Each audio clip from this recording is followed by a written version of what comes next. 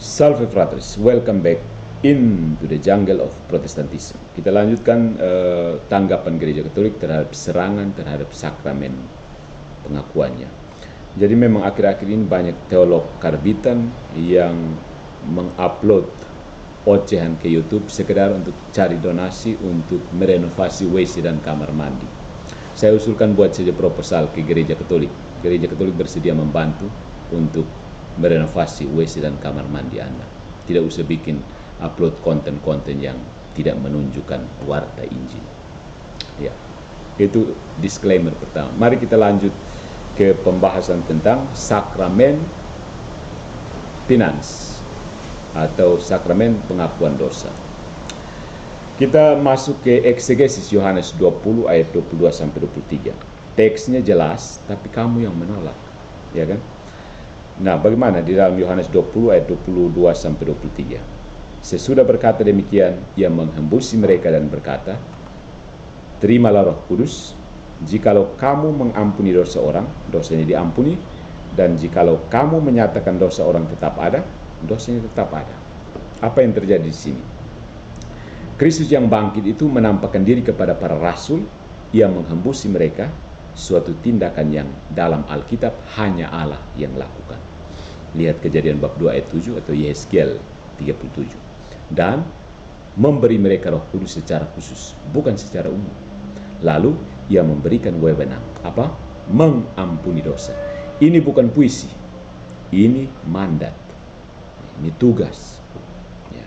Nah, teks ini adalah institusi sakramen tobat. Itu argumentasi dari Gereja Katolik. Yang pertama, tindakan ilahi, hembusan roh, tanpa plus otoritas ilahi, mengampuni dosa. Ini sama dengan delegasi ilahi. Jadi, tindakan penghembusan dan otoritas ilahi mengampuni dosa itu adalah delegasi ilahi. Ketika menghembus dan suruhan untuk mengampuni, berarti itu ada pendelegasian. Kristus tidak sekedar menyuruh beritakan pengampunan. Ia memberi kuasa hukum kepada para rasul untuk menentukan secara real apakah dosa seseorang diampuni atau tidak. Ini bukan narasi simbolik, ini delegasi yuridis, bukan sekedar deklaratif. Nah, struktur gramatikal bahasa Yunani itu ada kata kerja diampuni dan dinyatakan tetap ada. Itu dalam bentuk perfect, pasif, indikatif.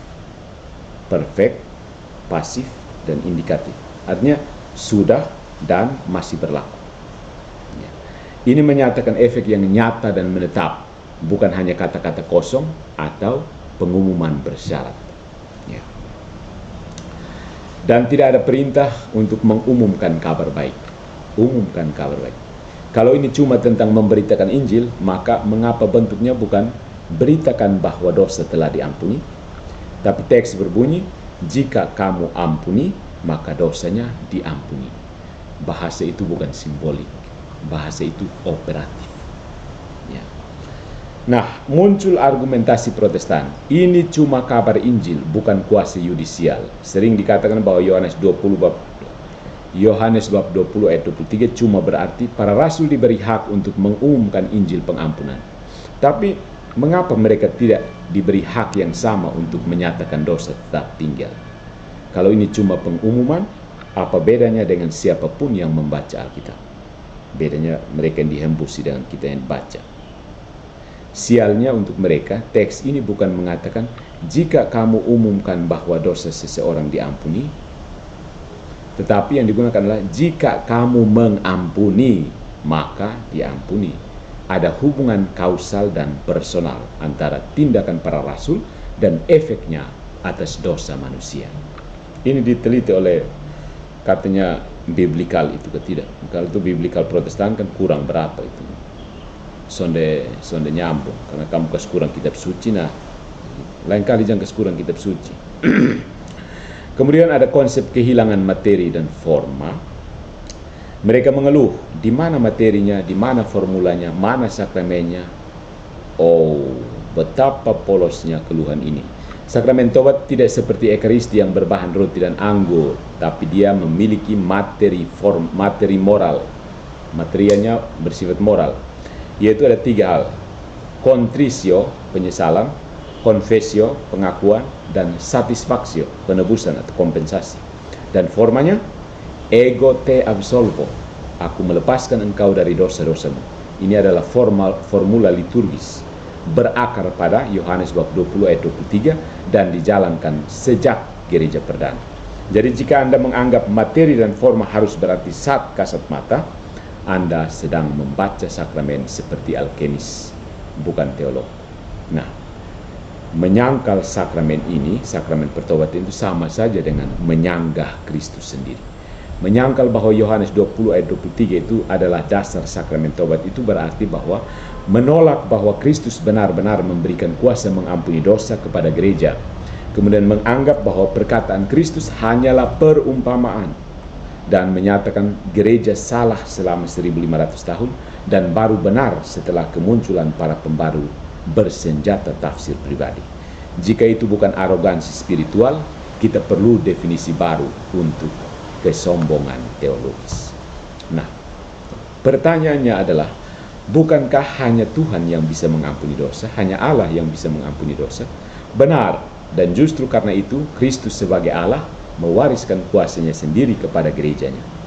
Imam tidak bertindak atas nama dirinya, tetapi dalam pribadi Kristus, in persona Christi. Kata Santo Yohanes Chrysostomus tahun 407, para imam telah menerima kuasa yang tidak diberikan kepada para malaikat. Mereka mengampuni dosa, dan itu hanya bisa terjadi karena Kristus hadir di dalam mereka. Jadi, Yohanes bab 20 ayat 23 itu bukan opsi tafsir, tapi realitas sakramental.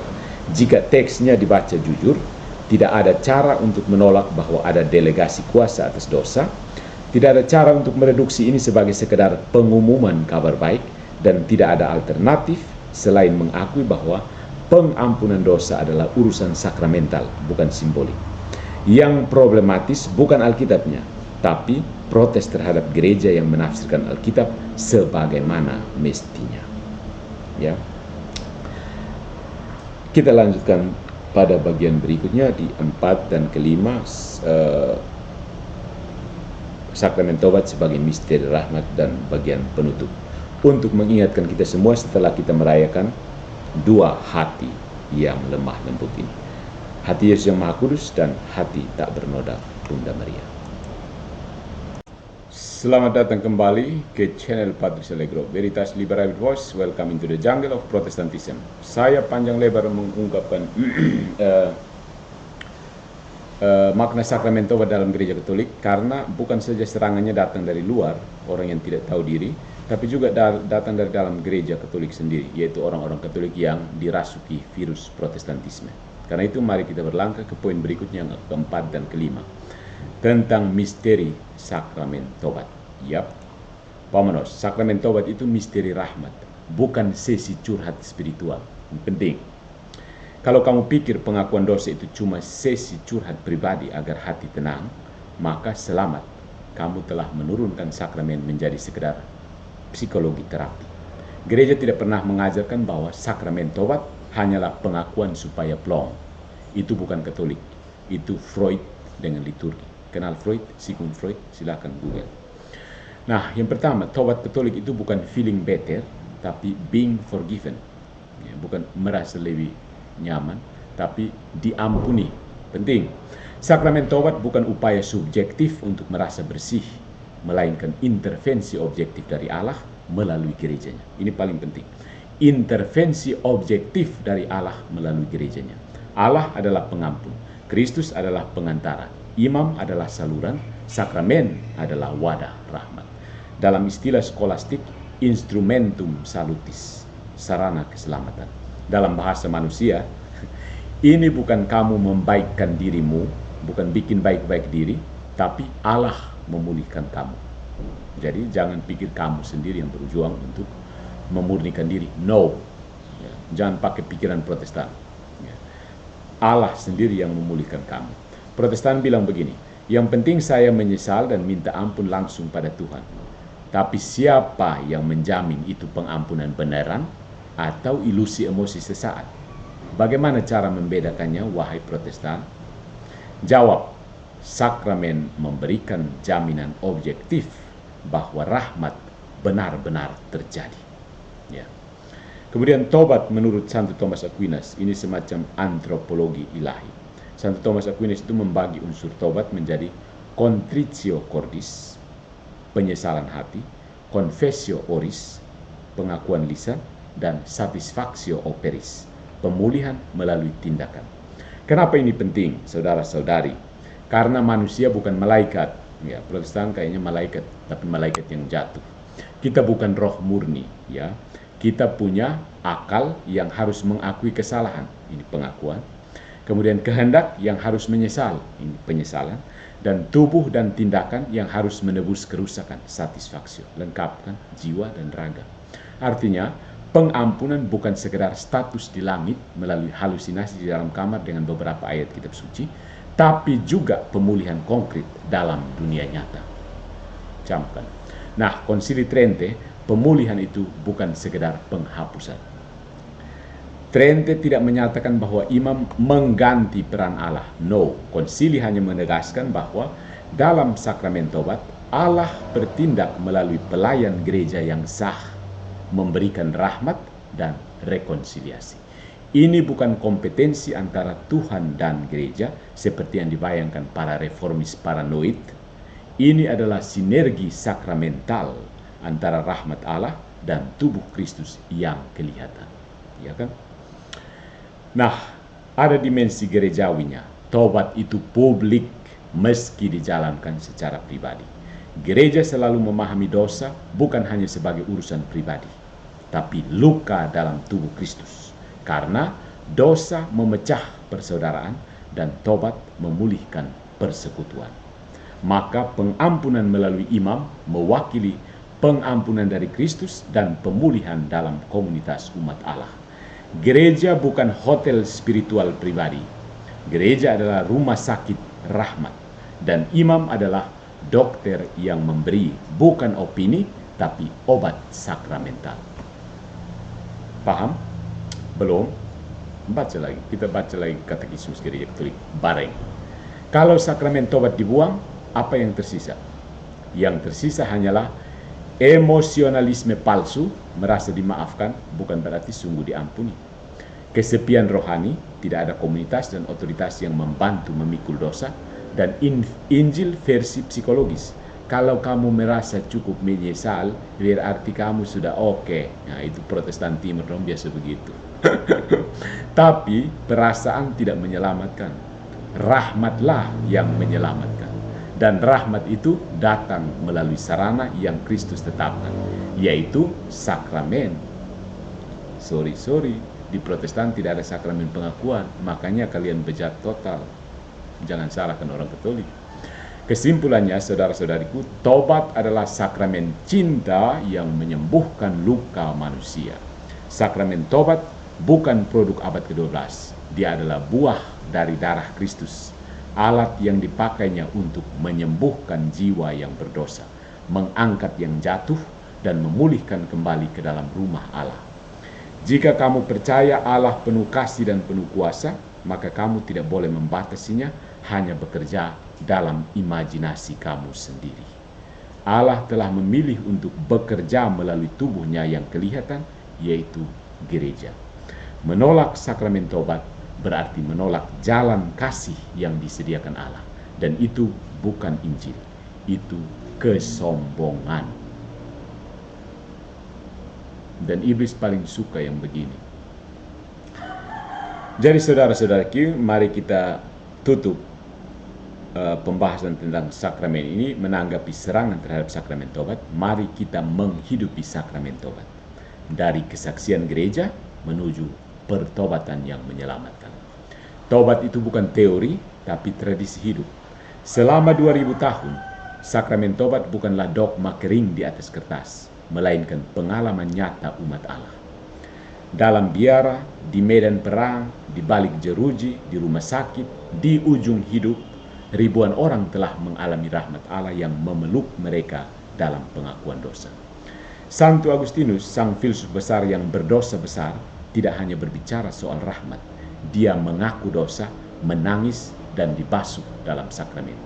Sakramen tobat adalah jalan rahmat yang menghancurkan dosa tanpa menghancurkan pendosa. Ini bukan kelembutan buatan, tapi kekuatan kasih yang menyembuhkan. Nah, mengapa dunia butuh sakramen tobat hari ini? Ini penting. Protestan tidak butuh ya karena mereka bejat total. Di era terapi, self-care, dan self-justification, manusia lebih cepat membenarkan diri daripada bertobat. Kita diajari untuk berkata, saya begini karena trauma. Saya bukan berdosa, hanya terluka.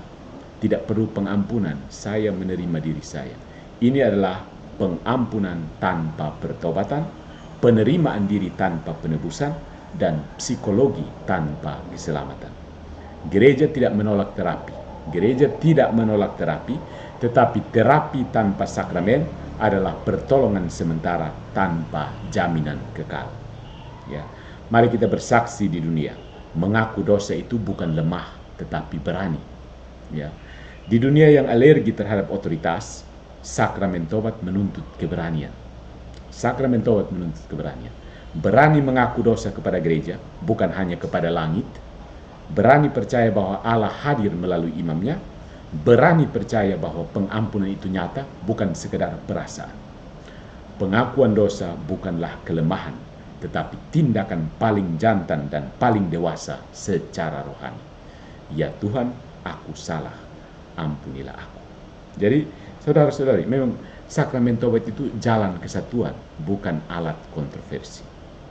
Sakramen tobat bukan alat untuk menyombongkan Katolik atas Protestan. Dia adalah rahmat universal yang mengundang semua orang kembali ke pelukan Bapa. Paus Fransiskus pernah berkata seperti ini, pengakuan dosa bukanlah ruang siksaan, tetapi pelukan Bapa yang penuh kasih.